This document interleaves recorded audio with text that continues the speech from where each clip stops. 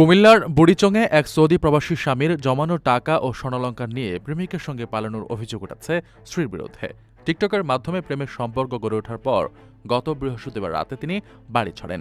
এ ঘটনায় ভুক্তভোগী প্রবাসীর মা রোমজা বেগম গত শুক্রবার বুড়িচং থানায় একটি লিখিত অভিযোগ দায়ের করেছেন। অভিযোগ সূত্রে জানা যায়, ২০১৯ সালে প্রবাসী উমর ফারুকের সঙ্গে জান্নাতুল ফেরদৌসের পারিবারিকভাবে বিয়ে হয়।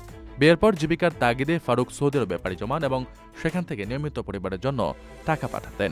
এই দম্পতির 2 ছেলে রয়েছে।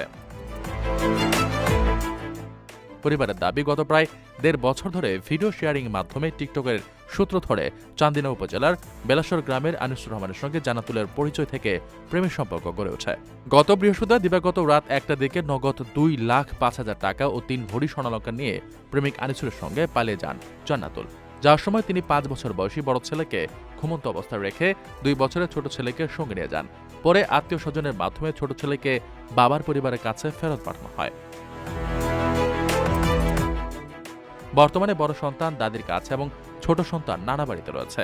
প্রতারণার শিকার প্রবাসী উমর ফারুক মুঠোফোনে আক্ষেপ করে বলেন, স্ত্রীর এমন কাণ্ডে তিনি একেবারে নিঃস্ব হয়ে গেছেন এবং তার 2 অবসন্তান মাতৃহারা হল। একজন প্রবাসী হিসেবে তিনি এই ঘটনার সুষ্ঠু বিচার দাবি করেন।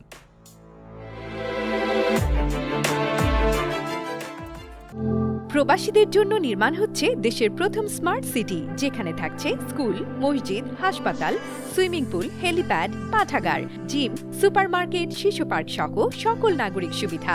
মাত্র 30 লাখ টাকা বিনিয়োগে মিলছে আকর্ষণীয় ফ্ল্যাট। প্লাটিনাম ইনভেস্টরদের জন্য ঢাকা বিমানবন্দরে ভিআইপি প্রোটোকল সুবিধা। বিস্তারিত জানতে যোগাযোগ করুন স্ক্রিনে দেয়া হোয়াটসঅ্যাপ অথবা ইমো নাম্বারে।